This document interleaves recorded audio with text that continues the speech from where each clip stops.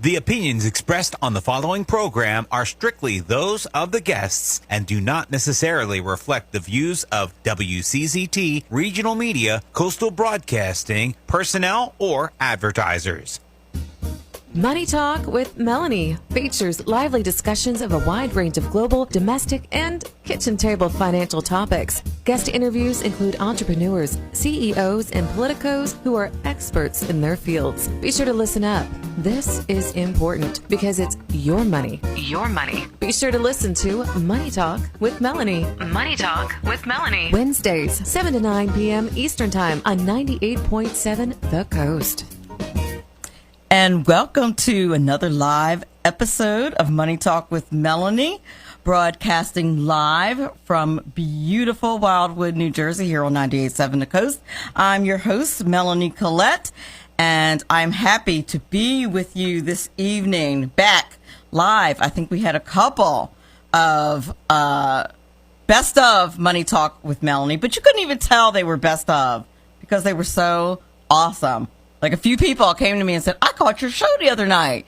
It was fantastic. And I was like, really? It was a best of. It was a Memorex hologram version of myself, but I'm glad you enjoyed the show. And they were like, we couldn't even tell it was not you live.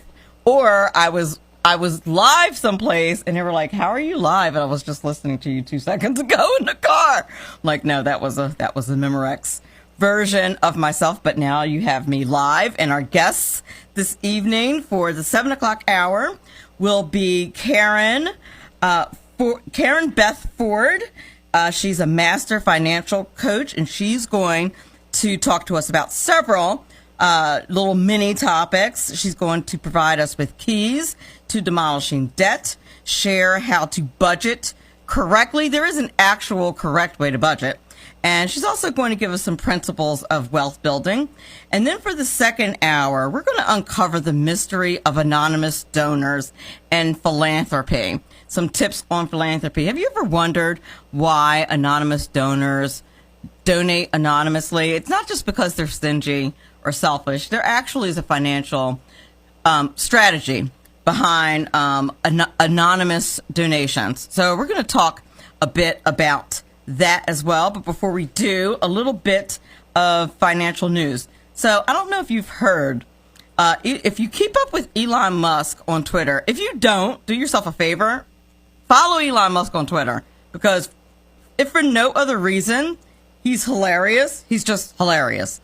So you should, and if you're just bored, you can't sleep one night and you want to entertain yourself, just hop on a Twitter and see what Elon's doing. I do that every now and then. Now, maybe I'm just a social media nerd, and that's why I do it. But I'll just be bored, and I'm like, what's Elon up to? So I'll just hop on a Twitter and see who he's messing with at the time, and he will inevitably be messing with someone. But his Twitter feed is very entertaining. But here recently, he's like, I'm not sure that I'm buying Twitter because you guys are not being forthcoming about your fake account and your bot account information. Now, what is a bot account? For those of you who are not like super social media savvy, there's tons of fake accounts on the interwebs and specifically on social media everywhere. Facebook, Twitter, Snapchat, Instagram, all over social media. There's a lot of fake accounts. They call them bot accounts. They're automatically reply to you. They do a lot of tweeting and posting.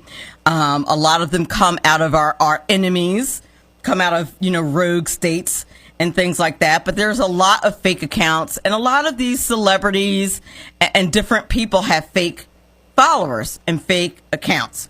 So anyway, Elon Musk is trying to buy Twitter, and what he wants to know is, how big is Twitter really? Because if you're going to make, a $43 billion with a B investment, you want to know what you're buying. How many users are there actually on Twitter? And it is said very famously that only 10% of Twitter users, of Twitter members actually use Twitter.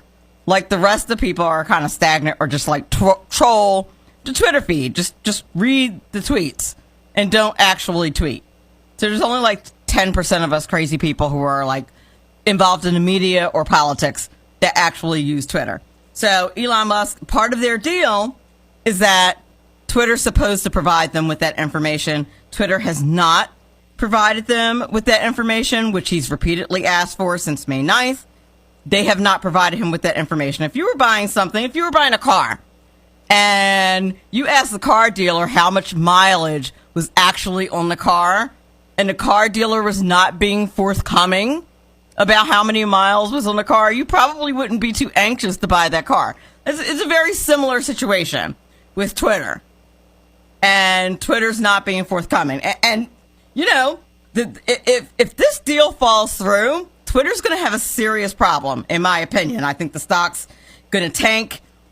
Twitter's going to have an advertising problem. It's going to have all kinds of issues. So that deal is way up in the air right now. And there's a lot of people who, of course, want Elon Musk to buy Twitter and really make Twitter what it is supposed to be. And again, I ask this just about every week, because there's a contingent of people out there who don't want Elon Musk to buy Twitter because they are perfectly happy with people getting banned because they don't like what people say. Enemy number one being President 45, Donald Trump. Like they want him to stay banned because they think he's mean. I'm not saying that he isn't mean and you know, unkind, but you know, I don't think he should be banned. I think you should just click the unfollow button and move on with your life if you don't like his tweets. I think that that's the solution. I don't think that you ban a person, because we live in America, not North Korea and not China. So we don't ban people. So, but there's people who are like, no, we should ban him. He's hateful and we should ban him. So, but I think that's problematic. So I think that that's why, you know, there's people like me who are like, please have Elon buy it and like restore the First Amendment. But the people who own Twitter right now are not big First Amendment people, and they think people should be banned, and they continue to ban people. And by the way, the stuff that they consider hate speech, in my opinion, is not hate speech. It's literally disagreements. It's not hate speech. It's people disagreeing. It's not hate. So at least not by the dictionary definition of hate. So it's really problematic and very controversial. So we need to get it together. But this is what I ask every week. I skipped over my what I ask every week. If there are any lefties out here who want to explain to me why you want to keep people from saying mean stuff, because I don't understand, please tweet me at Money Talk Mel and explain the concept of not being able to say mean things. I don't like mean things being said to me either, but I think like having mean things said to you is a part of life, and that you should be okay with that. Because if you send mean people underground, you will not know that they're mean. And like, you need that information is my theory. Like, this is needed information. What if all these mean people go underground and are not able to say their mean stuff? So like, you need that kind of intel. So explain to me. I want somebody at Money Talk Mel, tweet me, go on my Facebook page. I need someone to explain why we need to ban mean people, or what is considered to be hate speech. Why are we doing that? Because I don't get it. I don't understand it. Now, in the area of good news, Target is cutting prices, or Target for those of us who are fancy. They're cutting prices due to huge inventory. And I was like, what? I haven't been to Target in a while. It's been a minute, but now I might have to skip on up to Target. I have one about half hour from me. But they're cutting prices because apparently they have a huge inventory. And if you don't have a Target near you, that is a shame, because it is awesome. But there's an article that describes them as aggressively clearing out unwanted goods because they want to make room for what is now in demand, which is groceries and makeup products. And I am all for that, Target. I'll help you clear out your inventory. Makeup? Have you ever been in Target's makeup department? It's heaven. And I'm sure I, quote unquote, need some makeup. Don't we all, ladies, need some makeup from Target? Target is the only place you go in. You're going to get one thing. I'm definitely going to go in and get one bag of dog food. It's all I'm getting, and I'm leaving. I'm good. It's going to be fine. And you leave like $250 later. What happened? But yeah, they're cutting prices, clearing out unwanted goods. And by unwanted goods, that means, a $500 cart of stuff that I definitely totally need. So just a heads up, people, if you love Target and you live near one, you might want to check it out because they are revamping. And it's a good idea. I mean, they haven't been around this long because they're not smart. And then the last little item, this was very interesting, and we've been hearing a lot about this lately. Is the economy bad or not? The media is constantly debating this. Is the economy really bad? Because when you look at the vitals, all of the indicators that indicate that the economy is bad, the economy is not actually bad. And President Biden and the White House has been trying to argue this for weeks, attempting to argue this for weeks. Well, household balance sheets have looked good. Profit margins in businesses are coming down, but they're not a disaster, because now this is the barometer. Not a disaster. Now lower profits are not the barometer anymore. Are they a disaster? So if you have like a mini grenade rolling into your business that doesn't completely blow it up, you're fine. As long as it's not a disaster. Rising prices are cutting into your wage gains. That's not a disaster. So now the average price of gas is almost $5 and rising every single day. That's a problem. So, they're asking, inflation is aggravating. This is the argument. It's annoying. People are really angry about how they're paying super high prices. I would argue, and it says, to the public, it appears that the economy is really bad. And I'm thinking to myself, no, my checking account appears to be getting hit really hard every time I go shopping. That's what it appears to be. And I think it's these media types who are getting paid a heck of a lot of money to write these kinds of articles, who are living very well, who are in a position to say this. But I'm guessing that the single mom who isn't making goo gobs of money, taking care of 3 kids, living paycheck to paycheck, which, by the way, some 70% of Americans live paycheck to paycheck, don't feel that way. Do not feel like things are going incredibly well. It's just really irritating. And my guess is that most Americans are not looking at what the economic indicators are to gauge how well the economy's doing.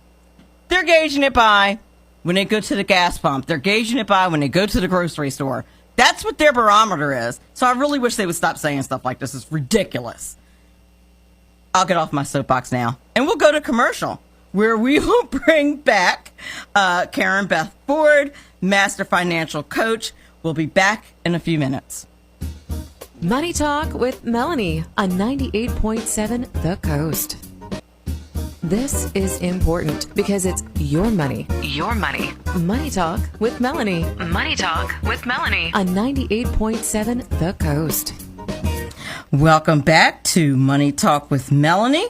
Our first guest this evening is Master Financial Coach Beth Ford. She's going to provide us with keys to demolishing debt, share how to budget correctly, and give principles in wealth building. She is a Master Financial Coach, public speaker, entrepreneur, and author who has coached people with a variety of money issues, from just $500 in debt to $800,000 in debt. She has coached folks with up to 86 credit cards and taught them how to pay down and pay off those credit cards in record time. Karen's mission is to inspire others to rid themselves of debt and build wealth. She encourages others to break the shackles of debt and gives valuable insight into building wealth so they can experience financial freedom. Karen Ford's #1 Amazon best-selling book, Money Matters, is a discovery for many. This book is not only motivational, but practical. In Money Matters, she provides keys to demolishing debt, shares how to budget correctly, and gives principles in wealth building. And without further ado, we'd like to welcome Karen Beth Ford. Hello there. How are you? Hi, how are you? Welcome. Oh, thank you so much. I am doing awesome, and money is a hot topic, especially today. It really is. It really is. And you know, with inflation being what it is, and with even though people are getting raises and the competition in the jobs market being very fierce, our raises are not keeping up with inflation. That's so very true. When gas prices go up, everything else goes up. That's just the way it goes. Trucks have to deliver. Your food costs are going up. Your clothing costs are going up. Everything is going up. And people actually have less liquid cash, to spend on vacations or to keep the economy going. So it's definitely a hot topic, and I really feel for people that already had a tight budget even before the gas prices started to skyrocket. So I'm sure they are feeling the hurt for sure. For sure, and I think that people don't understand that in addition to the supply chain issues that we already had, that many things are made from petroleum, and that is contributing to inflation as well. Plastics, for example. Oh, my, yes. So everything that has plastic in it is going to be affected by high gas prices. Absolutely, yes. Now's the time for people, and I know I'm probably preaching to the choir on your show, but if you have debt, it's not too late, but you need to start whittling that debt down and getting rid of it, because things are unfortunately going to get worse with prices going up. So if you have debt, I want to encourage you, and you cannot borrow your way out of debt. I heard somebody tell me one time, Melanie, I didn't laugh, but I stated it right back to them. They said, well, we're going to go take a loan out to pay off our debts. And I said, you're going to take a loan out to pay off your debts? And so they heard it. You can't borrow your way out of debt. It just does not happen. The best way to get out of debt is to make your minimum payments on each debt that you have each month, but then also pay a little extra, even if it's an extra $5. I know that doesn't sound like a whole lot of money, but you would be surprised if you have a monthly payment of $50 a month, and now you decide you're going to pay $55 a month or $60 a month. That actually adds up over a few months period of time. It really does. That's the way you whittle it down. Yes, that's the way you whittle it down for sure. And you do have to whittle it down. I mean, and you have to be patient. That's the other thing. And it's hard. That is for sure. Yes, it is hard to be patient because we are in a now culture, a right now generation. I mean, think about it. We've got drive-through fast food. We've got, drive-through coffee. I'm surprised if we don't have drive-through churches, to be honest with you. We got drive-through banking. We've got Amazon and all of these apps on our phone. All you have to do is press that app. Amazon Prime, it's on your doorstep within 24 hours. There's Amazon Now, where once you order it, it's on your doorstep within an hour. We are not a patient people. I don't know exactly when that happened or over a period of time, but we are not a patient people. And when it comes to debt and ridding yourself of debt, it can be done, but you have to be patient in the process. And I think, that is very hard. Now, the best way to do it, of course, is to not get in debt in the first place. But that's very hard, especially nowadays, and one of the things, I don't know if you heard the Open, but one of the things that the Open, one of the articles that I talked about in the Open was there was an article questioning whether or not the economy, the overall economy, was in trouble or not.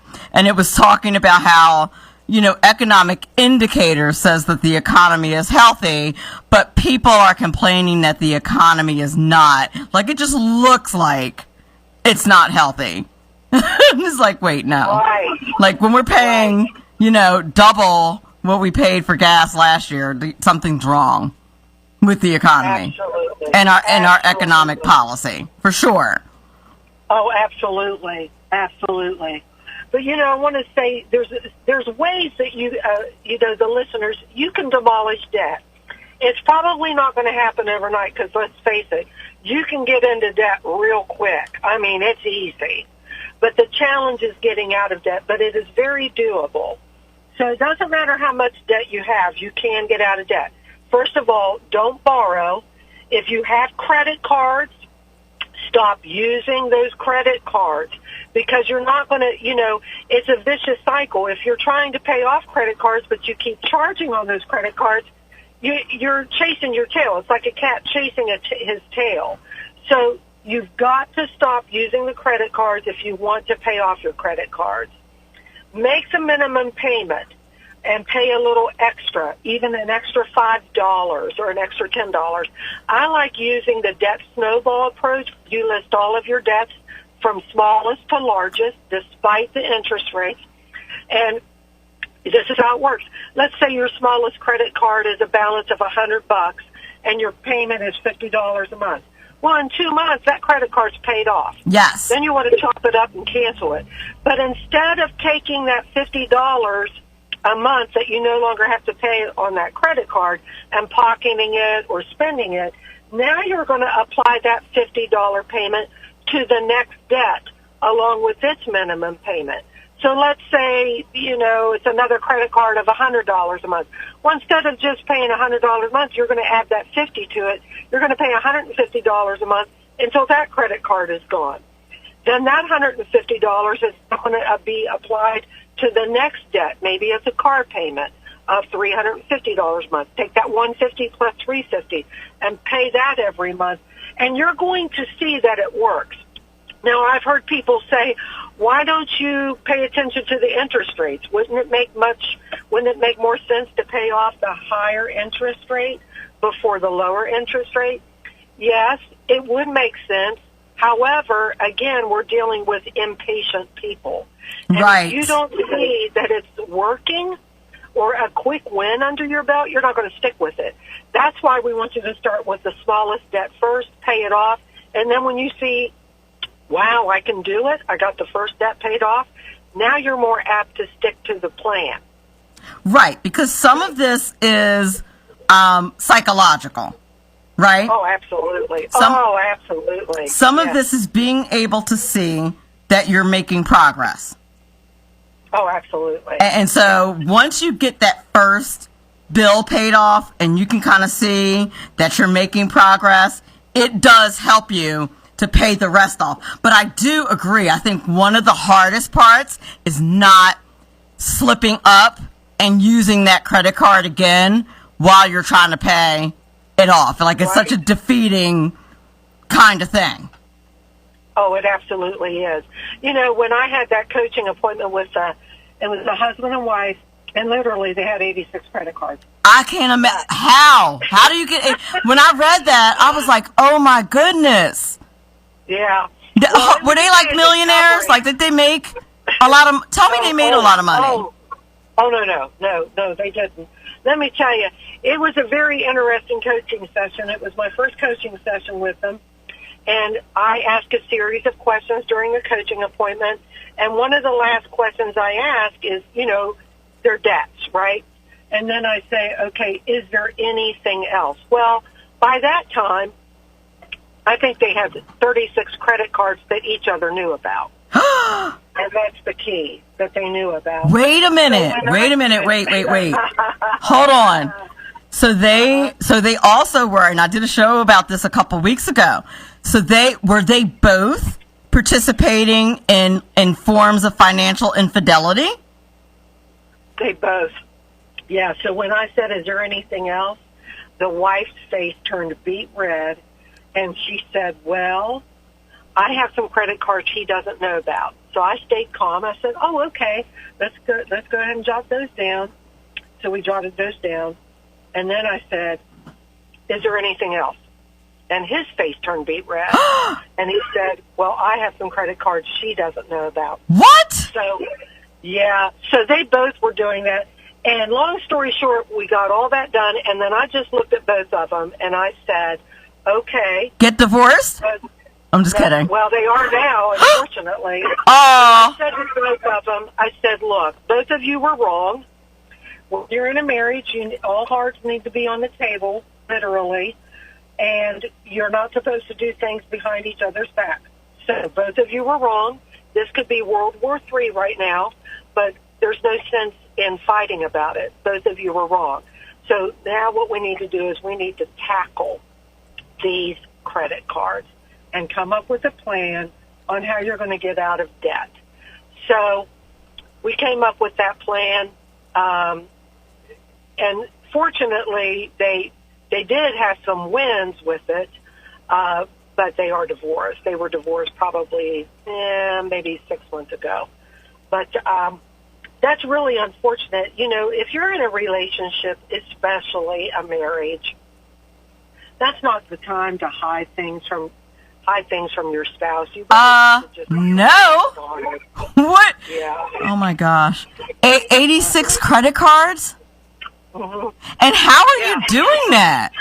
How? Well, oh my gosh. yeah. Well, and here's the thing. Some people say, how come the credit card companies gave them the cards? I was thinking that too. Well, the credit card companies know they're going to get their money one way or another. So if you already have 50 cards, they don't care. They're going to give you a credit card because the likelihood of you not paying is slim to none. They're going to get their money one way or another. So every one of those cards had a balance on them. Oh, my goodness. It was like a juggling act every single month for the two of them, unfortunately. That is wild. And it's real wild. Like, that's just, see, I'm too afraid. I feel like I would get caught doing shady stuff like that. Like, that is so sketchy. Oh, it's just not worth it. It's just not worth it. It's not worth it. How do you live in the same house with somebody and you're just running up credit card? See, whenever people do things like that, I always wonder what your end game was. Like, when you're married, you're going to be together forever. So, like, what was your end game? What did you think was going to happen? Your husband wasn't going to find out till you died? Like, how did you plan on that working out? Right. How is that going to work? Yeah, it was a really unfortunate situation. Really unfortunate. You know, and I talk about that. I talk about demolishing debt in my book, Money Matters. I mean, there's a way to win with money. You know, money pretty much, you know, they call it currency. And the reason they call it currency is because it's like a current of a river. It's going to be moving. But our job is to take control of that currency and make it go where we want it to go instead of it being out of control. You know, if you're on a raft going down rapids, those rapids are taking you wherever you go.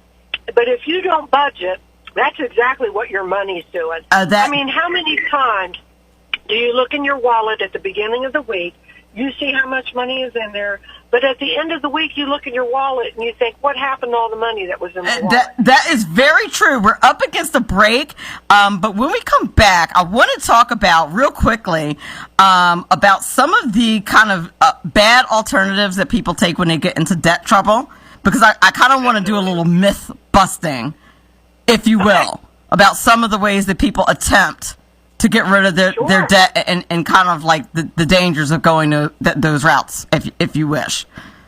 Absolutely. Okay, awesome. We're talking to Karen Beth Ford, Master Financial Coach. We'll be back in a few minutes. Money Talk with Melanie features lively discussions of a wide range of global, domestic, and kitchen table financial topics. Money Talk with Melanie on 98.7 The Coast. And we're back. You're listening to Money Talk with Melanie. We're here with Master Financial Coach Beth Ford, and we're talking about getting out of debt. And before the break, I was asking Karen about some improper ways to attempt to get out of debt, some common mistakes that people make trying to get out of debt. For example, debt consolidation. And I think you touched on this at the beginning of the show. Why is debt consolidation not an awesome idea? Okay, well, first of all, listen to the word debt consolidation. Consolidation. It's a con.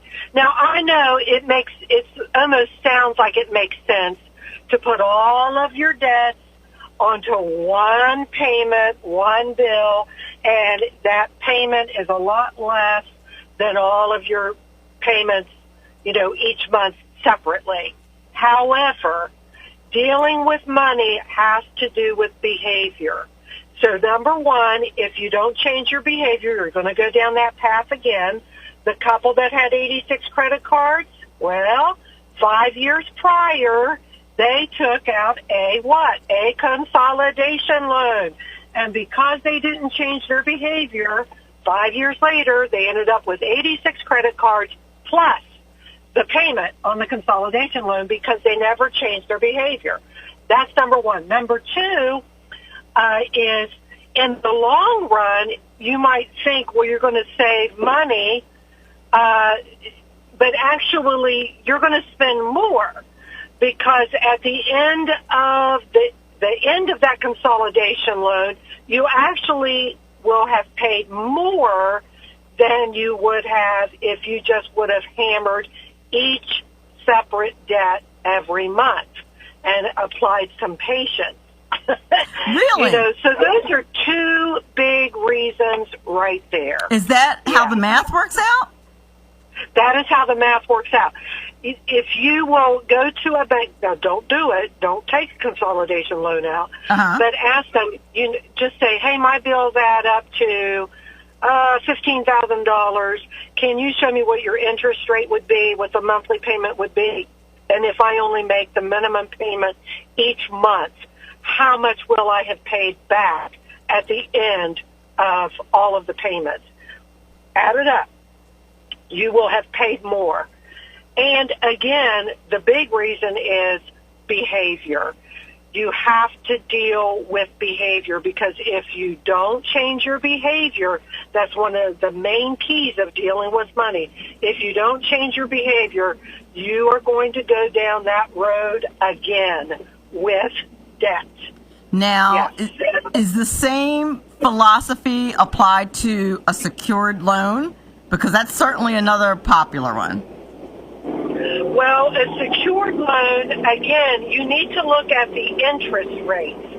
And again, do the math. Have the bank do the math so you don't rack your brain. But I definitely, even though you have to utilize patience, and it may seem like it's a napping dog at your ankles every month that you have those payments. It actually is better for you in the long run because the chances of you wanting to go down that road again with debts and monthly payments on 4 or 5 credit cards plus a car payment plus a furniture payment plus whatever payments you might have, you're not going to want to repeat that. And see, it's easy for people to repeat what they just did if they only have one payment, such as a consolidation loan. Right. It's easy. Because they It's don't, easy for them to, they don't recognize what got them there in the first place. That's it right there. See, it's behavior. Or, it's so easy to get into debt. I mean, some people that I've coached, they say, I don't even know how I got here. I don't even know how I got here. I had a credit card, and before you knew it, now I've got 5 credit cards, and it literally, it's really unfortunate, really unfortunate. And you know what else people don't look at?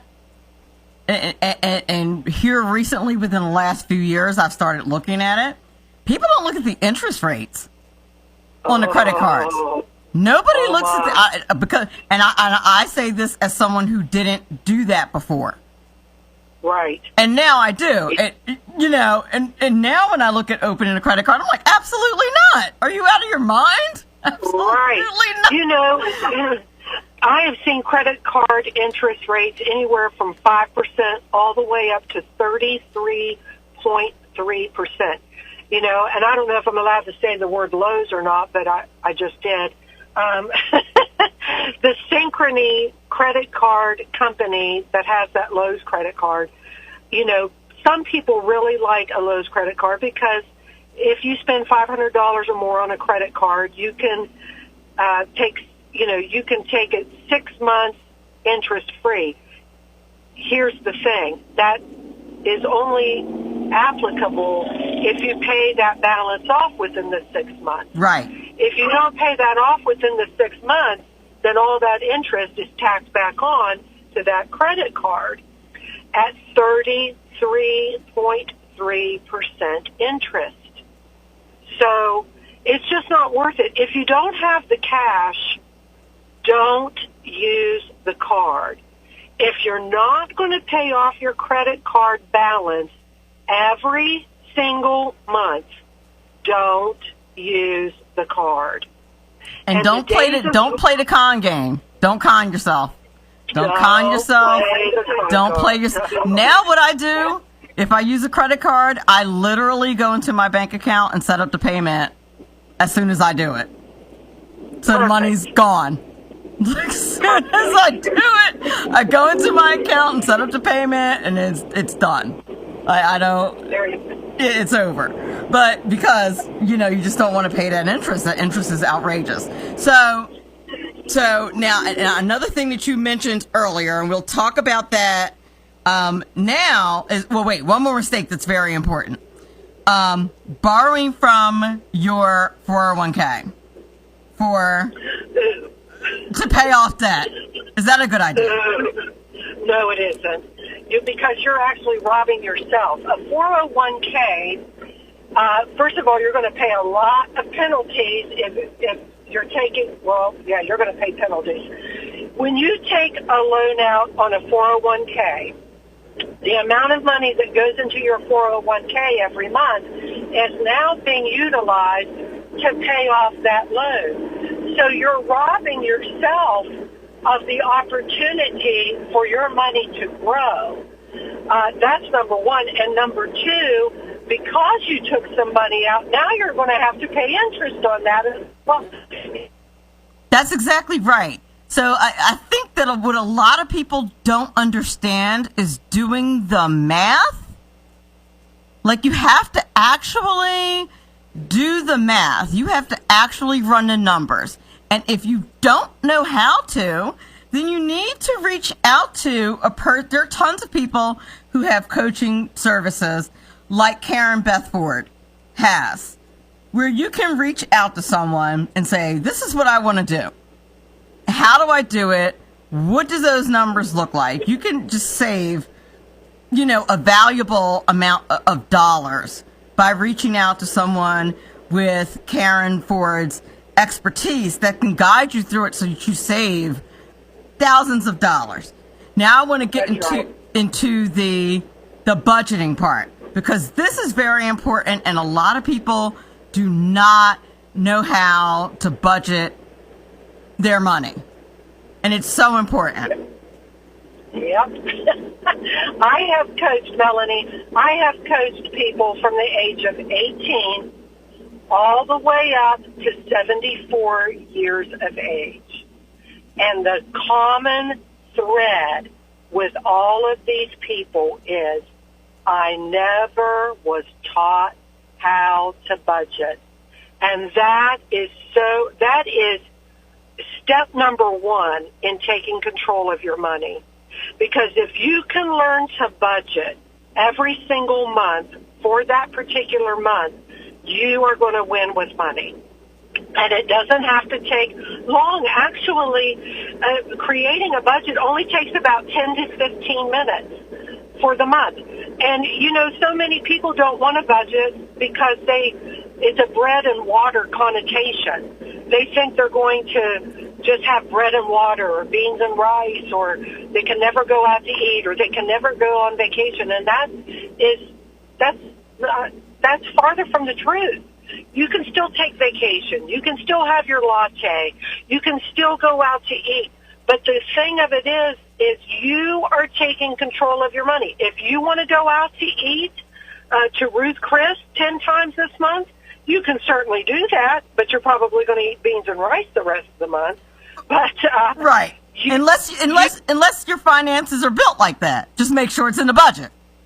That you have to make sure it's in the budget. Right. If you want to eat out once a month and, you know, have a lot more money in your savings account, you can do it. You decide what your budget is going to be for that month. And that's the beauty of it. It puts you in the driver's seat.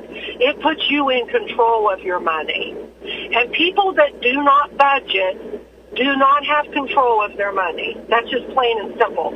I've talked to a lot of people when they get that W-2 at the end of the year when it's tax time. If they look at that W-2 and they say, oh my gosh, I made all that money this year?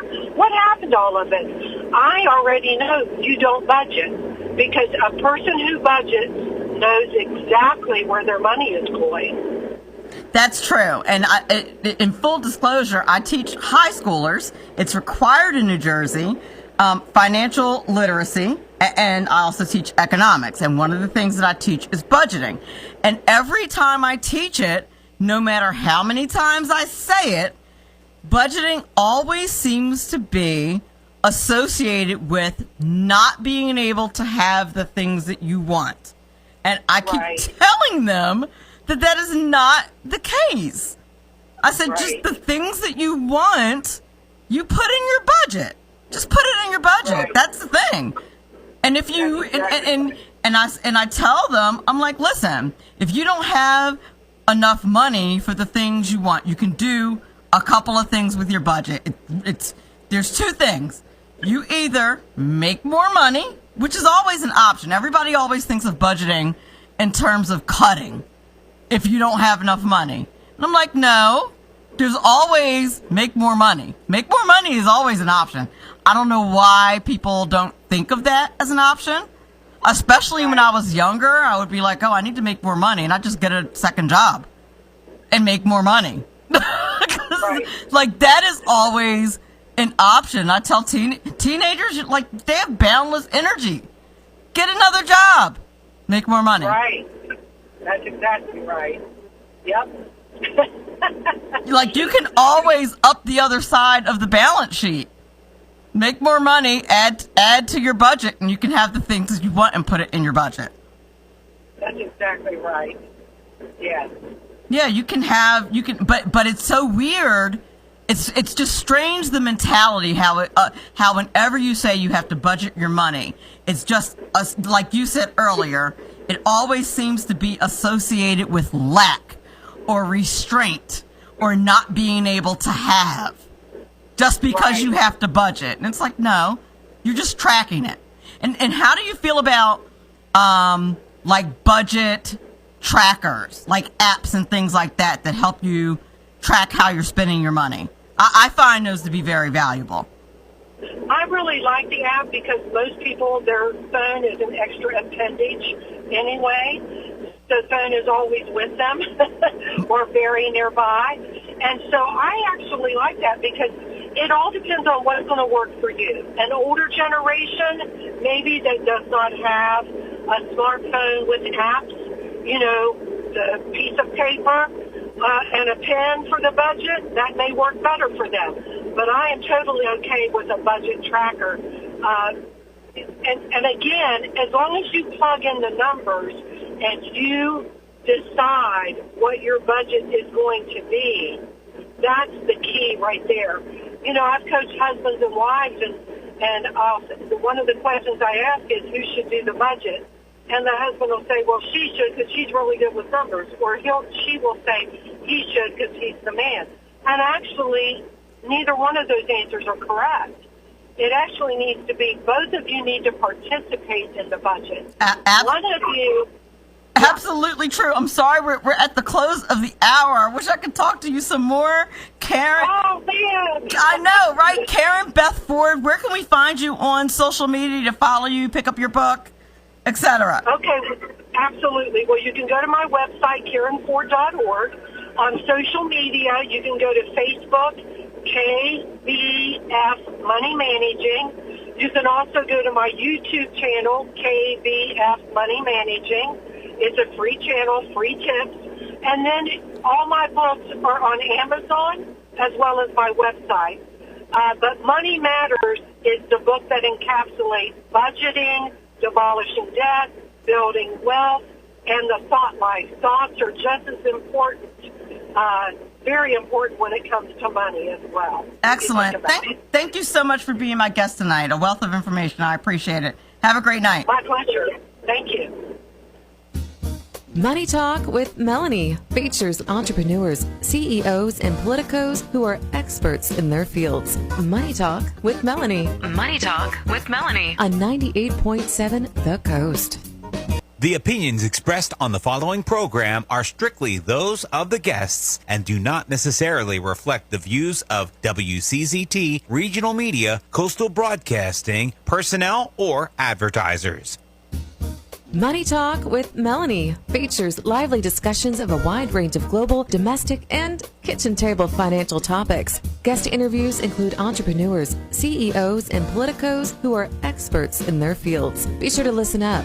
This is important because it's your money. Your money. Be sure to listen to Money Talk with Melanie. Money Talk with Melanie. Wednesdays, 7 to 9 p.m. Eastern Time on 98.7 The Coast. Welcome back to Money Talk with Melanie. I'm your host, Melanie Collette. If you missed the first hour, we had master financial coach Karen Beth Ford on, and she gave us the ins and outs of demolishing debt, gave us quite a few tips on some bad ways to demolish debt and some good ways to demolish debt. There's some really bad ways to demolish debt out there that you want to be careful of. And because the economy is the way it is, more and more people are starting to use debt. So it's going to be ever more important in the coming months and years to understand how to eliminate debt. So if you missed that first hour, lucky you, in the next day or two, you will be able to listen to Money Talk with Melanie as a podcast on 98.7 The Coast's website or anywhere else that you pick up your podcasts. Any of your favorite places. On Alexa, believe it or not, on Amazon, Podchaser, Apple Podcasts, Google Podcasts, really anywhere, Spotify, iHeartRadio. We're syndicated everywhere. I've put it everywhere. Can't get away. But Money Talk with Melanie is everywhere. Podbean, put it there. It's everywhere. But 98.7 The Coast, you can go there first if you like. But if you are already hooked up to your favorite podcast platform, you can grab Money Talk with Melanie and go ahead and subscribe there and pick up that first hour and see what you missed. Our guest for the second hour is Larry Grogan, and we're going to talk about the mystery of the anonymous philanthropist. I worked for my first serious job was for this very wealthy philanthropist, and he always donated anonymously, which I didn't fully understand until he very inartfully. This was in the 80s, before political correctness was a thing. And he very inartfully explained why he did that. And that is not what we're doing tonight. Larry Grogan is going to hopefully artfully explain why wealthy donors tend to donate anonymously and other wonderful things about philanthropy. I wish I could tell you more about that wealthy philanthropist, but it would not be kind. But he did teach me a lot of things. Wow. Yeah. Yeah. Political correctness. He was not politically correct at all. I'm just like really reflecting on a lot of the things that he would say to me, and he would get so sued now. Insisted that I wore a skirt every single day, circa 1990, because I was his assistant. I was his executive assistant. I was like 25, and he was like, "You have to wear a skirt every day." That was real. That actually happened, like in real life. That's real. Can you imagine that happening like today in 2022? Like you're an executive assistant and your boss is like, you have to wear a dress every day. That happened. But he taught me a lot of good stuff though, too. Bless his heart. Anyway, anywho, I know I'm stating the obvious, but have you noticed the gas is almost $5 a gallon? If you live in California, if you're listening to this podcast out in California, in some areas it's actually $8 or more, which is insane. So you might be asking yourself, why are the prices that high? And there are a couple of reasons.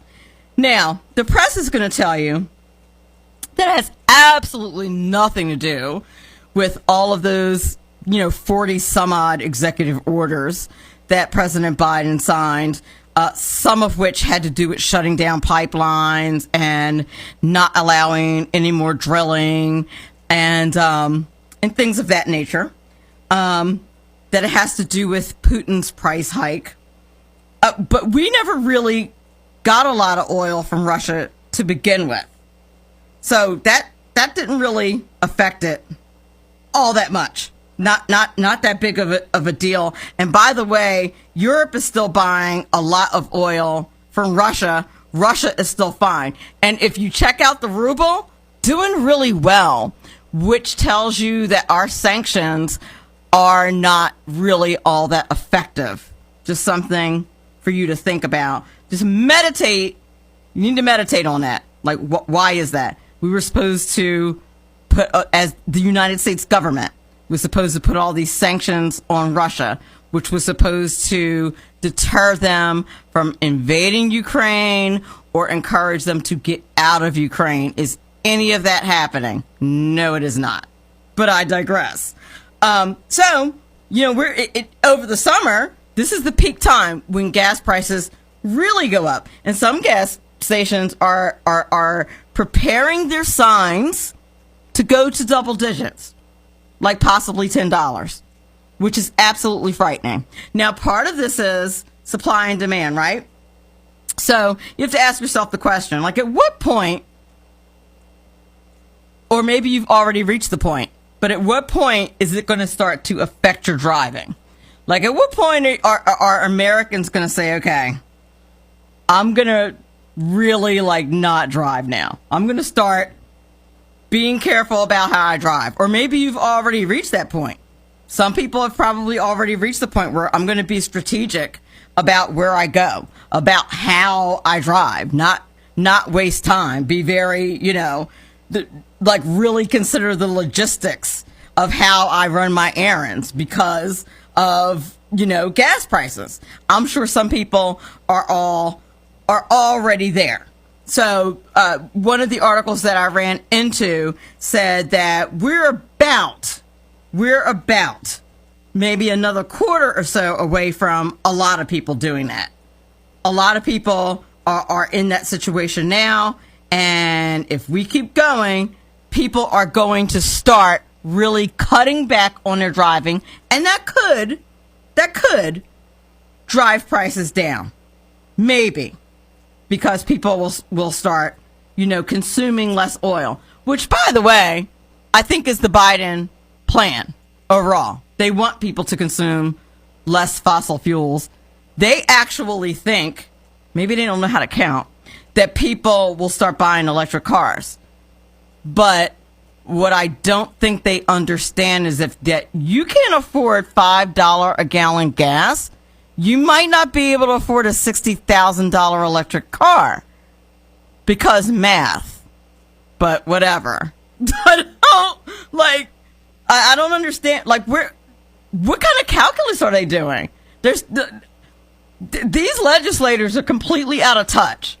Where do they get the math from? So if people get stung by high gas prices, they'll go out and buy an electric car. How? With what? It does not make any sense. But that's the theory. That's the calculus that they're working with. So I don't think that that's the way it's going to go down, and I think they're gonna really lose during the midterms because of that. Speaking of which, and speaking of problems with money, stagflation. Have you heard this term? What does it mean? Why should we be concerned about it? Is it just a fancy economic term that the media is just throwing around to scare us? No, it is not. Stagflation is actually a very serious term that we should be concerned about. And why are we throwing it around? Let's talk about recession before we talk about stagflation. What is recession? Recession is not just, the economy's not doing well. The recession actually fits a very specific technical term in the economy. It means that the economy experienced growth twice in a row, 2 quarters in a row. That's technically a recession. We already experienced it last quarter. There was one, we shrunk once. We shrink again, we're in a recession. Some economists say we are already in a recession. So let that sink in. So we're watching the economy very carefully to see what happens next quarter, what's going to happen. But what is stagflation? We already have inflation. Let's talk about it for a second. And why does it matter when you hear that term stagflation? What is it? So it's kind of a catch-all term, right? It means it's a combination between stagnation and inflation. When the economy is malfunctioning, it's puttering along, it's not doing well, prices keep going up, and the rate of increase of goods and services keeps going up. There's a lack of economic growth, and over time leads to high unemployment. So when you have high inflation and high unemployment, households and businesses start to worry that inflation is going to continue over the long haul, and that becomes a self-fulfilling prophecy, because what happens? People stop buying stuff, right? People adjust their economic behavior, and that ensures that inflation is going to continue. The last time this came up was in the 1970s.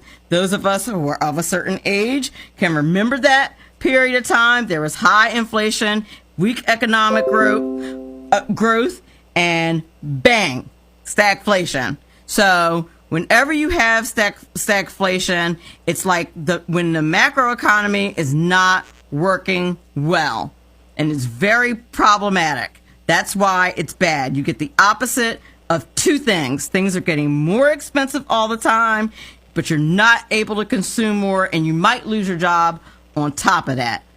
That's why it's concerning. You need to keep your eye on it. And quite frankly, you need to keep your eye on who's setting these policies. Just saying.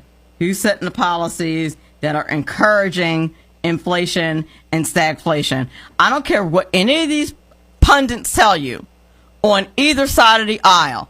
Economics is economics is economics. There are certain measures that cause inflation that are inflationary, and there are certain measures that are not. Look them up. They're very simple. Okay. You're listening to Money Talk with Melanie. Our next guest is Larry Grogan. We'll be back on the other side of the break.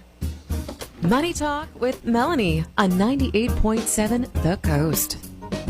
This is important because it's your money. Your money. Money Talk with Melanie. Money Talk with Melanie on 98.7 The Coast.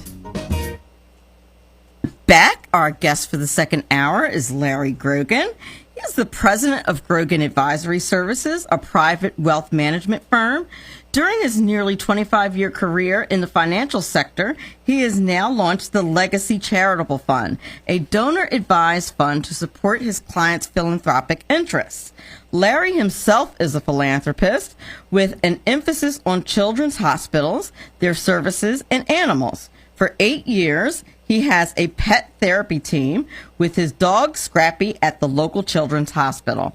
Watching Scrappy make those children forget their pain inspired Larry to become a first-time author of A Tale of Love, Life Lessons from Scrappy, a pet therapy dog, and now a pet therapy dog advocate. And without further ado, we'd like to welcome to the show Larry Grogan. Thank you very much, Melanie. Pleasure to be with you. Thank you for being on the show this evening. I love that story about Scrappy, the pet therapy dog. I have a Chihuahua who I would think would fail out of pet therapy dog school, but I do immediately be kicked out of pet therapy dog school. But I like that there are dogs that would aptly qualify as a pet therapy dog. My dog is just not one of them. Well, it's not for all dogs, and honestly, it's not for all people. But it's a very worthwhile endeavor. It's a tremendous opportunity to give back to your community. And I would still encourage you to explore the opportunities and see if your Chihuahua can make it through. I don't know. He's a special one. Well, that's good. That's good. He is definitely special. So I really want to talk about this phenomena, so to speak, of the anonymous philanthropist. But I do want to talk about just philanthropy in general and the importance of it. I think that a lot of people don't think philanthropy in particular is very important. As far as making it a regular part of your budget, just making it a regular part of your life. Last hour, we talked about the importance of getting out of debt and budgeting and things like that. And when I teach budgeting in school, I always encourage the kids to carve out a little part of their budget to give to somebody less fortunate. And you may think that you're less fortunate and that there's nobody less fortunate than you, but I feel like there always is someone less fortunate than you are. I absolutely agree with you, Melanie. And one of the things that I talk about with my clients, and I'm sure you do the same, sometimes philanthropy doesn't always have to be financial. Correct. It can be your time. It can be the service. It's the effort that you put into making your world, whatever your world is, just better. And that was the beauty of pet therapy. And one of the reasons why I wanted to get into pet therapy with Scrappy and give back to the community that way. I also do financial as well. But to your point of making a budget, it's as important as saving for your retirement. This is something that really needs to be included as part of anybody's financial plan. And, it doesn't have to always be done every single year, but some type of structure to make sure that you are making your community and your world better, I think is always important. It is. And it's important, and this is going to sound kind of woo-woo, right? But it's not only important from a financial planning perspective. I mean, forget the technical stuff, right? Right. Financial advising, tax advantages, and all that kind of stuff. But just energetically, universal law kind of stuff. It's just a good thing to do. It's going to benefit you. Those kind of things come back to you. No matter what. It's a universal law. You can't avoid it. Even if you wanted to. You put good stuff out there, good stuff comes back. That's just the way life works. You're absolutely correct. And again, it's just part of being a human. Is to help someone else out in a time of need, as you were describing earlier, and just to be that person of support in whatever way that you can do it. That's exactly right. And you're right. It can be service. It can be time. It absolutely does not have to be finances. If you don't have the finances, that's fine. You can do service. You might have a skill that nobody else has. If you have a neighbor who's ill, you can walk their dog. That's philanthropy.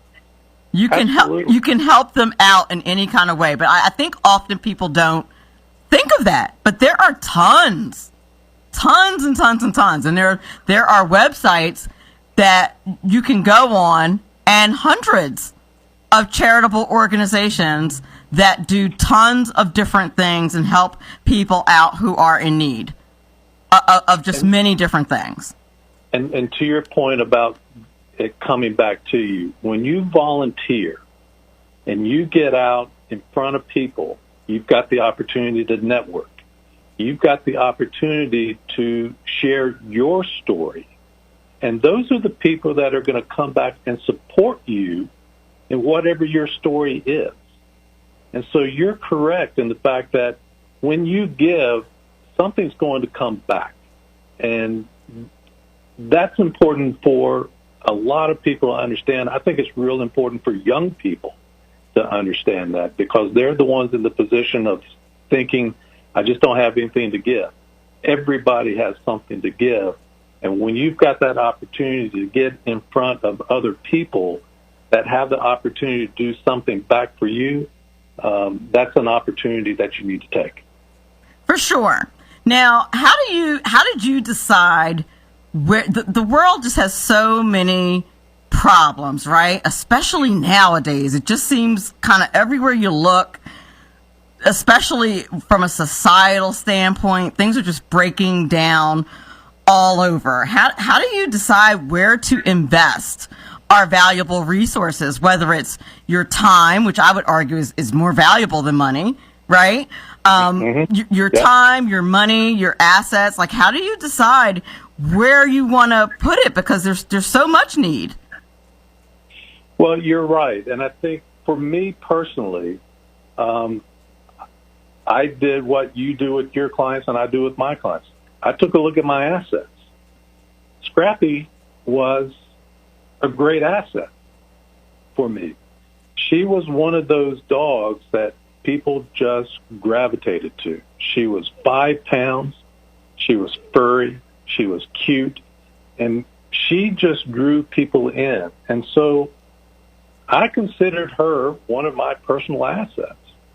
And so I wanted to have that opportunity to share her with other people. And so where I live, it's a very small community, but there's an incredible children's hospital. And when I learned about the pet therapy program there, I wanted to get involved. And so that's how I got to know my community. You know, Scrappy and I moved to Tennessee from New York. We moved here sight unseen. We didn't know anybody.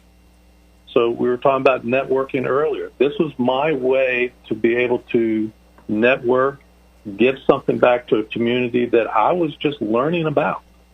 And so that's what opened up doors for me. And that's when I began to meet very significant people financially, philanthropically in my area. Got to be very close friends. Some are clients. And so that's how my road to philanthropy began, and how it has allowed me to continue that travel, both financially as well as time and service. Oh, that makes sense. And that's how you kind of founded your organization, which I very interesting how it's set up, and I want to definitely talk about that a little later. I want to make sure I get the name of your organization right. The Legacy Charitable Fund, because that definitely gets into the anonymous donations realm, and I just think it's really interesting the way that whole thing is set up, and I can't wait to talk about that a little bit. So now, do you decide? So you do the children's hospital and the pet therapy. In your personal opinion, is it better to give to several organizations, like give a little bit of money to several organizations, or give a lot of money to a few organizations? What do you think the best setup is? I don't know that there's, a correct answer to that question, to be honest. It's a personal choice, and that's what philanthropy is. Philanthropy is really a personal choice of not only the cause that you want to support, and you can always have multiple causes, but, the institution that you want to support as well. So for me personally, I never try to discourage anyone to focus on just one cause or one institution. If you've got the means and the ability to support multiple causes, multiple organizations, the need is always there. What I do encourage people to do is to do their own due diligence on those organizations.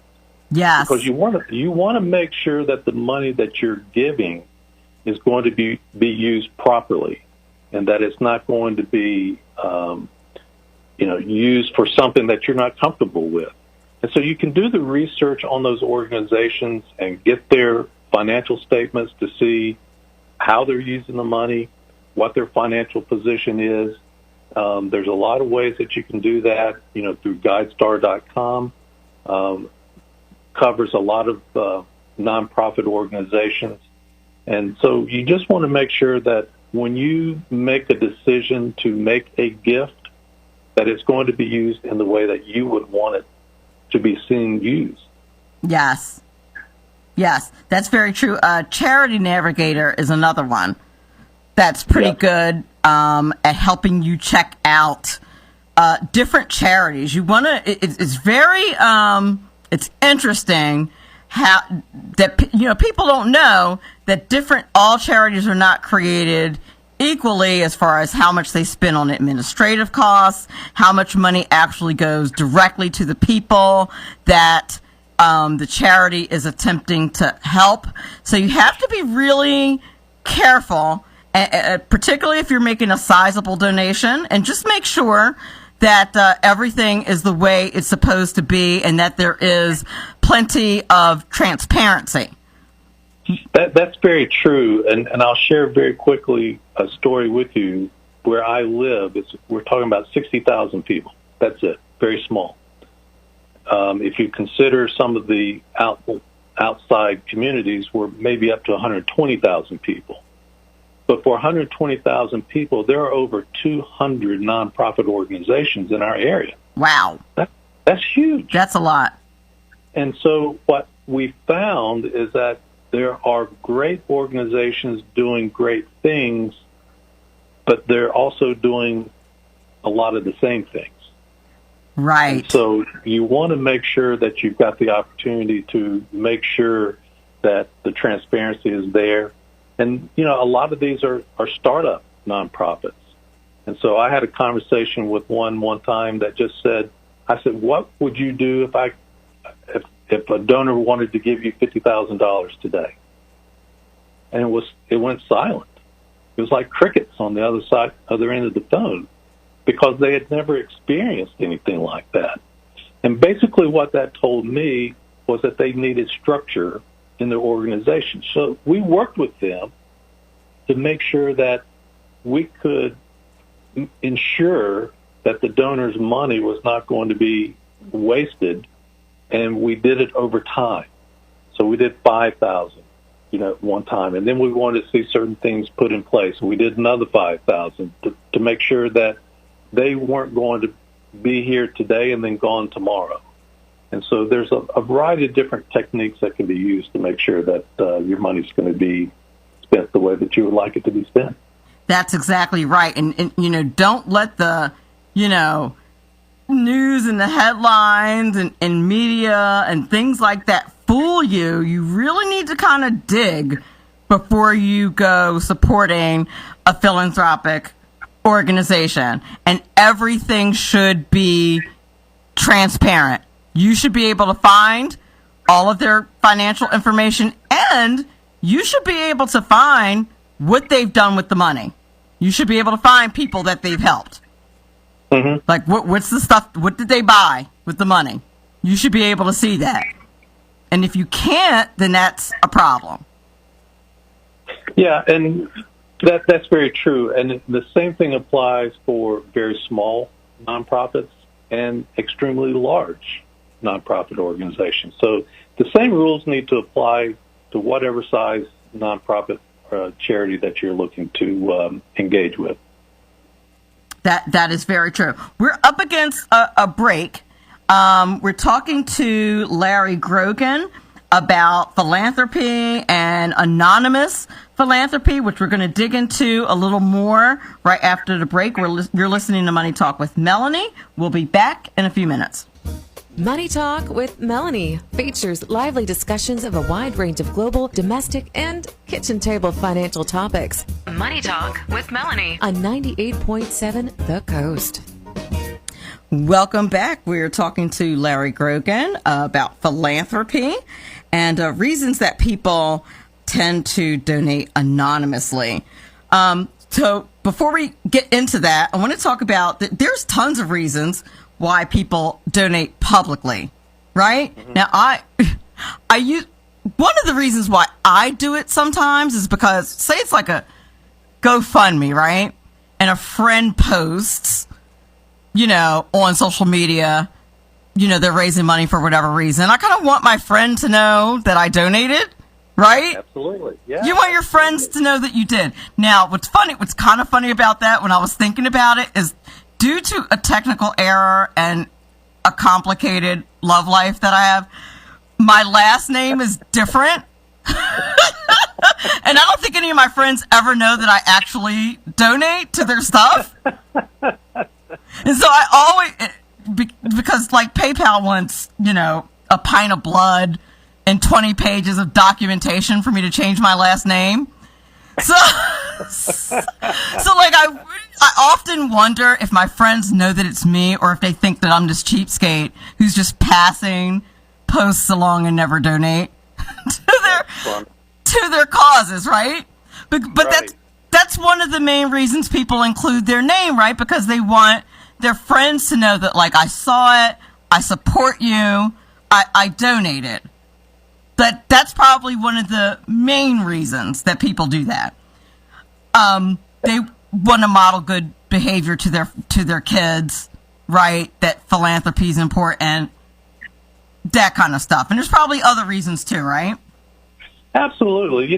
There's nothing wrong with having your name put out there. I think it demonstrates a variety of different things. And obviously, to be called a philanthropist is a wonderful thing.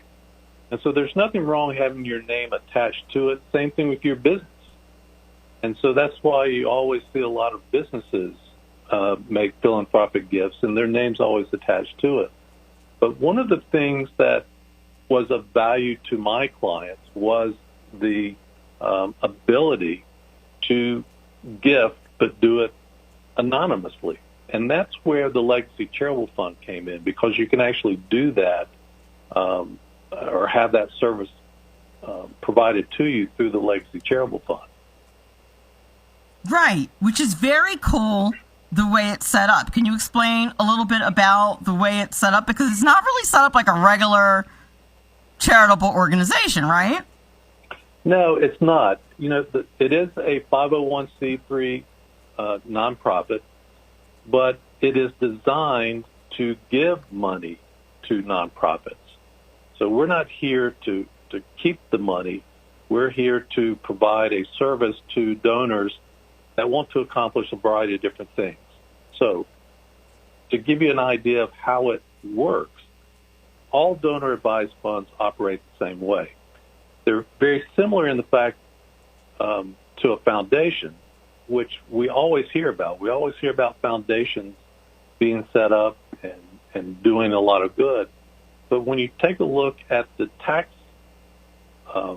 sequence associated with it, donor-advised funds have a much greater tax advantage than when you set up a foundation.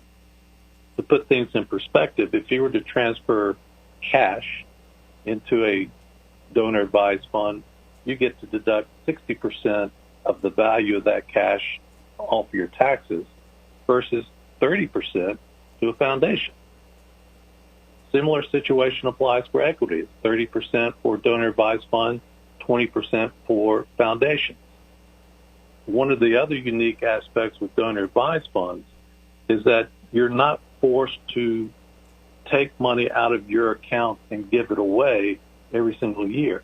What it allows you to do is put money into your personal account and have that money invested. So you can treat it from a growth perspective, just like your 401k at work. You put so much money in on a biweekly or monthly basis, it's invested, and it grows over the long term. Same thing can apply with the donor advised fund, like the Legacy Charitable Fund. You can put money in when you have excess money, have it invested, and it grows over time, so that when you make a gift, what you started with today, hopefully it's going to be much larger at some point in the future when you want to make that gift. So it just works in a unique way from that perspective. All the money grows tax-free. So while that money is invested and growing, you're not having to pay taxes on it. You do have to do that with the foundation. Probably the biggest restriction with donor advised funds is that when you gift that money, it must be to a U.S. nonprofit only.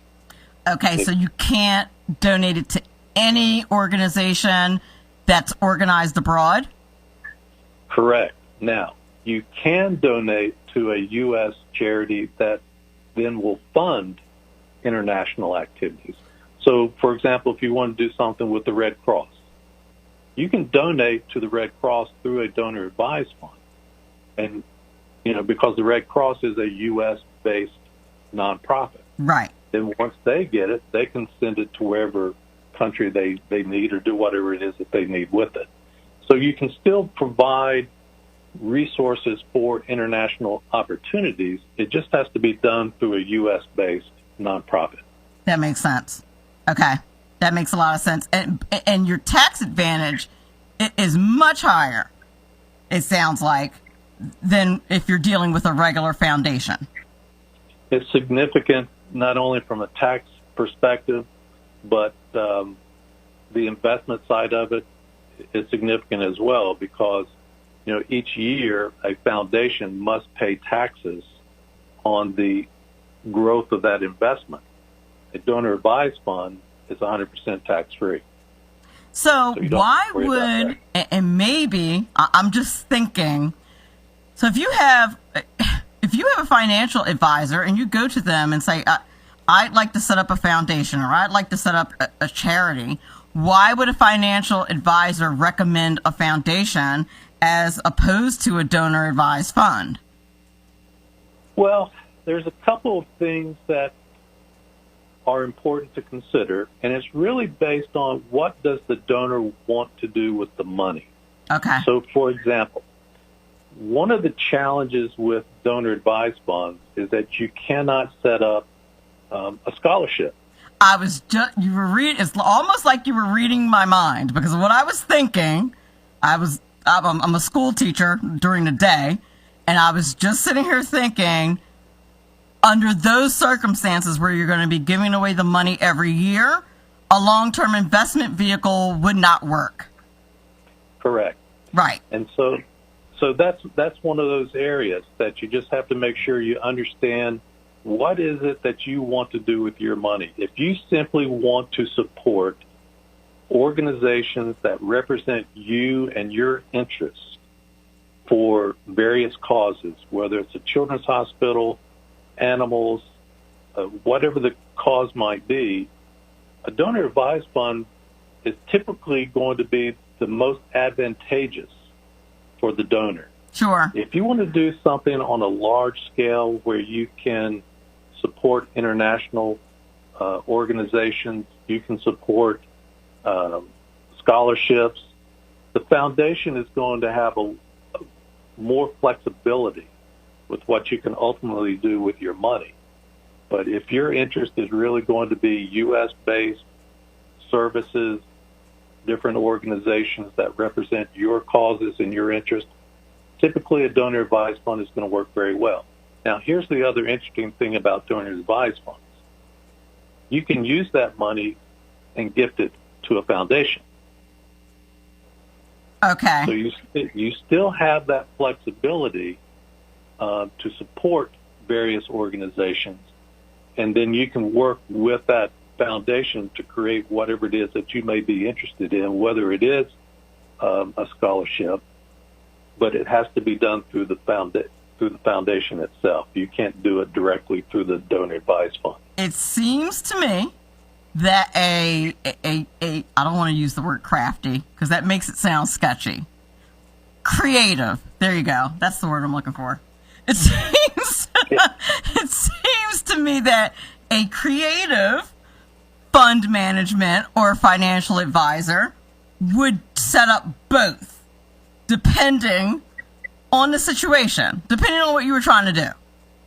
That in terms of long-term goals, you would set up both. And that, the DAF could be a feeder to a foundation. Yeah, that's exactly right. And typically, a lot of times, that's exactly what happens. So a donor is interested, particularly now, with the realistic opportunity taxes are going up. They're going to be looking for that enhanced tax deduction feature. Right. The donor advised fund is going to provide. And then if the interest is to fund a foundation, that certainly is an opportunity. So you can make it work. You just have to make sure that the parameters are defined up front to make sure that the vehicle for your philanthropic purpose is going to be the proper selection. Right. I was just thinking because if it was me, that's what I'd do. Yeah. Just off the top of my head, that's how I would do it. Now, I was explaining earlier that I used to work for a wealthy entrepreneur, and we were talking about his donations one day, and he explained to me, but I said very inartfully, why he always donated anonymously. And it was along the lines of one of the reasons is because he didn't want to get solicited by other charities, but he did not say it that way, as he was prone to not be very judicious with his words. And he just didn't. And I said this was before being politically correct was a thing. And and he just didn't want to deal with that. So he kept his name off of a lot of stuff, and he didn't want to get solicited. And he didn't want other business people to know what he donated to. Now that, when it comes to politics and stuff like that, I can completely understand that. And things were not quite as divisive, not nearly as divisive as they are now. Like, I could totally see why people want to donate anonymously to political organizations and things like that, because why would you want anybody to know? Right. That kind of thing. Well, and here's the secret sometimes that most people don't understand. When you have a nonprofit charity, you must file that information with the IRS every year. Yes. And that information becomes public. Yep. So part of that information reveals who you receive donations from and the amount. And there are organizations out there that take the time to collect all that data. Yep. And they publish names. That is correct. And that's why your previous person that you worked with was adamant about being anonymous. And so with regards to donor advised funds, when you open up an account with a donor advised fund, it's actually in your name. It would be called the Legacy Charitable Fund for the benefit of Melanie. And when you decide to make a gift, it actually comes out of your Legacy Charitable Fund account. So you've got the opportunity to decide if you want that gift to be provided in your name or in the name of the Legacy Charitable Fund. And that's where the ability to be anonymous with donor advised funds really becomes extremely beneficial. It satisfies everything that your entrepreneur friend was accomplishing. I'm sure. And as far as estate planning, does a donor advised fund make that easier as well? As far as carrying that forward or, leaving that to someone, or does it get left to the legacy fund or to whatever charity you leave that to? How does that work? You've got all those choices. Okay. You can, as part of the setup process, we always want successors. So that makes sense. If it's a family, we can identify the next generation to be the ones leading the decision making for the Legacy Charitable Fund in their family name. And what's nice about that is it gets the family involved. Is what you were saying earlier. It allows that opportunity for families to be philanthropic together, and it can be multi-generational. So Certainly, you've got the grandparents, the kids, and then the grandchildren, and then whoever's going to come up from behind that. So it really gets everybody involved and has the ability to appreciate what you're doing for these organizations by providing them financial gifts. that is very. You can get your if and one day if they decide they don't want to be anonymous, they can get their name on a brick or a building or whatever. Exactly. That's exactly right. But that's important. I mean, it's important on a lot of different levels, but and it can be done in a variety of different ways. But it still gives you that flexibility to make that personal choice for yourself. Right. It's very true. It's bizarre how philanthropic donations can affect your relationships with other people. People get real tricky and finicky about things that you support when they find out that you donated money to something that they don't like. Yeah, that's exactly right. And I'm going to go back to donor advised funds a little bit because you brought up politics. In my personal opinion, one of the greatest advantages of donor advised funds is that no money can be used to support any political organizations or political candidates. Really? That is off the books. Cannot Really? be done. Yeah. Now, how do you avoid that 100%? Because everybody's got their, the political game is a little. I'm trying to use a nice word. I'm trying to find a good word, but it's tricky. How do you avoid that 100%? It's the way the IRS structures the guidelines. Okay. So, the IRS is the one that determines how these philanthropic vehicles are to be used and how they're structured. And that just happens to be one of the unique features with any donor advised fund. So no PACs, no political action. Correct. Committees. Correct. Really?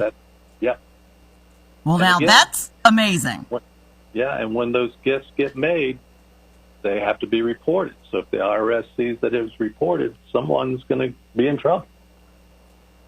And I don't want that. And so, that's, again, one of those very important conversations that you have to have with your client to make sure that they understand fully the guidelines for each type of philanthropic vehicle, whether it's a foundation, donor advised fund, or trust, and what the rules are with each one of them. Larry, have you met Washington, D.C.? Have you met any of those people? Oh, yeah. Guidelines are like suggestions. Heck, laws are suggestions. Like what? This is very true. But, for people like you and I who are in this business, if we choose to stay in this business, we don't have any choice. Right. I'm good with that. I'm very good with that. So I have no problem bringing up the fact that politics do not apply with donor advised funds. That's amazing. Okay, so where can people get access to your website or follow you on social media or anything like that? Easiest place to go is a website and Facebook. It's legacycharitablepfund.com. Thank you so much for being on the show this evening. I really appreciate it. People, you should check out the Legacy Charitable Fund. It's excellent and a very creative way to donate without people finding out. I appreciate you. Thank you so much for being on Money Talk with Melanie. We'll be right back. Money Talk with Melanie features entrepreneurs, CEOs, and politicos who are experts in their fields. Money Talk with Melanie. Money Talk with Melanie on 98.7 The Coast. Money Talk with Melanie on 98.7 The Coast. Welcome back, and I want to thank my guests this evening, Karen Beth Ford and Larry Grogan. I want to thank Mark for handling the boards and the phones this evening, and I want to give a shout out to Eileen and Dan for listening this evening here in Cape May County, and Eric out in D.C. Thank you so much for listening. Next week on Money Talk with Melanie, we'll have Vanessa Gant, the money architect. She'll tell us about how to avoid common financial mistakes when starting a business. We'll also have Shelley Slocum, author of Love and Inspiration for Mom. She'll show us how to teach your kids about money. Remember, all of this is important because after all, it's your money. Money Talk with Melanie features lively discussions of a wide range of global, domestic, and kitchen table financial topics. Guest interviews include entrepreneurs, CEOs, and politicos who are experts in their fields. Be sure to listen up. This is important because it's your money. Your money. Be sure to listen to Money Talk with Melanie. Money Talk with Melanie. Wednesdays, 7 to 9 p.m. Eastern Time on 98.7 The Coast.